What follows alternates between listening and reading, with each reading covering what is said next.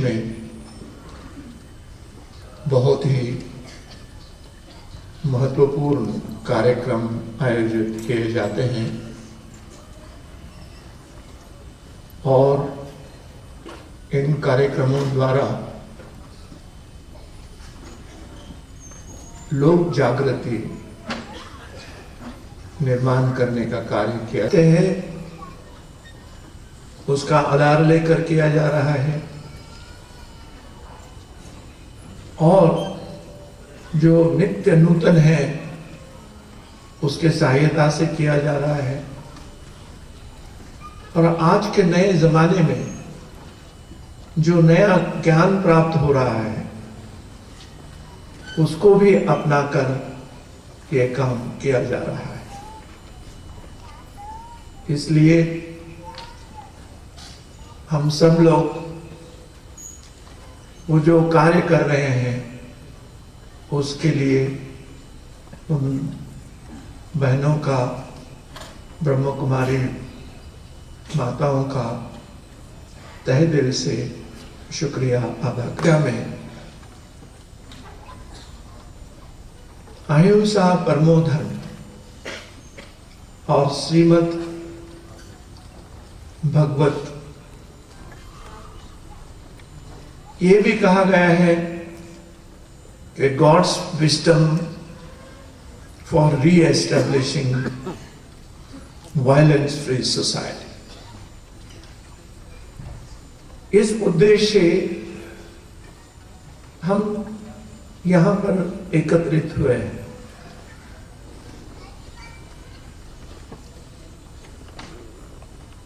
अहिंसा क्या होती है इसके संबंध में पूर्व वक्ताओं ने बड़े ही स्पष्ट रूप से बताया है। अहिंसा है और वो कम करने के लिए हम अहिंसा का प्रयोग कर रहे हैं। ये बहुत ही अच्छे ढंग से स्वामी जी ने बताया है। ये भी बताया है विचार में है, हमारी भाषा में है और हमारे कृत्य में भी हो सकती है ही। मुझे ऐसा लगता है कि युद्ध जब होता है तब अहिंसा होती है, जब आतंकवाद होता है तब अहिंसा होती है और जब किसी के घर में चोरी डकैती या किसी की हत्या होती है तो अहिंसा होती है। अपने शब्दों के बाणों से भी दूसरों को पीड़ा देते हैं, प्रयोग करते हैं, ऐसे विचार सामने प्रकट करते हैं जिसकी वजह से लोगों के मन को दुख पहुंचता है और शायद उससे भी ज्यादा हमारे विचारों में हिंसा होती। शायद युद्ध नहीं होगा या जल्दी नहीं होगा या बड़ा नहीं होगा। संसार का अगर इतिहास देखा जाए तो युद्ध होते हुए आए। राम के जमाने में युद्ध हुआ, श्री कृष्ण जी के जमाने में युद्ध हुआ, पहला महायुद्ध हुआ, दूसरा महायुद्ध हुआ, स्वातंत्र के लिए भी लड़े, युद्ध हुआ है।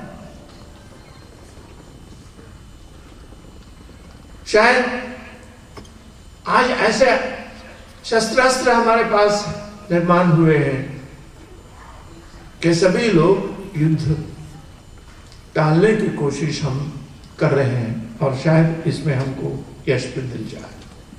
हो सकता है बदकिस्मती से ये न भी हो।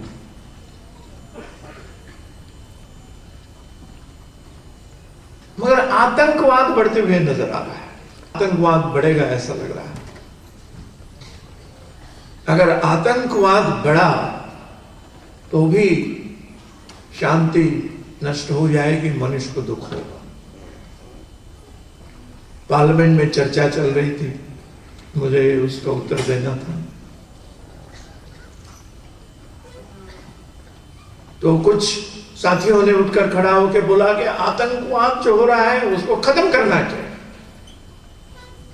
इसके लिए हथियार का, गोलियों का उपयोग करना चाहिए और जो लोग हैं उनको खत्म करके आतंकवाद खत्म करना चाहिए। दूसरे कुछ लोगों ने उठकर खड़ा होकर कह दिया खत्म नहीं होगा। अगर आतंकवाद खत्म करना है तो मनुष्य के जीवन की दृष्टि बदलनी चाहिए, उसके मन में प्रेम के, अपनेपन की भावना होनी चाहिए, तभी आतंकवाद को नष्ट किया जा सकता है। और तीसरे भाइयों ने कहा कि शायद अगर कोई बंदूक लेके, कोई एक्सप्लोजिव लेके आ रहा है आतंक करने के लिए, तो प्रवचन करके उसको नहीं रोका जा सकता, बंदूक का इस्तेमाल करना जरूरी ही होगा। मगर हर किसी को आप आतंकी मानकर बंदूक का अगर इस्तेमाल करेंगे तो शायद उस प्रक्रिया में कुछ ऐसे लोग भी मर जाएंगे जो आतंकवादी नहीं थे, और उसकी वजह से आतंक कम नहीं होगा, उसकी वजह से आतंक बढ़ेगा। तो जहां जरूरी है वहां पर हथियार का इस्तेमाल करना पड़ेगा, जहां जरूरी है वहां पर ज्ञान देना पड़ेगा, और सबसे ज्यादा जरूरी है मन में सबके लिए प्रेम की भावना निर्माण करनी होगी तो ही होगा। ऐसा ही कुछ कहा गया है। लड़ाई होगी नहीं ऐसा नहीं कहा जा सकता। लड़ाई रोकने के लिए जो शांति चाहते हैं उनको बिल्कुल चुपचाप ही बैठना चाहिए, ऐसा भी कहना मुश्किल का हो जाता है। और इसलिए इस कुरुक्षेत्र में ये क्षेत्र लड़ाई का क्षेत्र ही रहा है। यहां महाभारत हुआ है और पानीपत भी बहुत नजदीक है यहां से। पर यह करना पड़ेगा।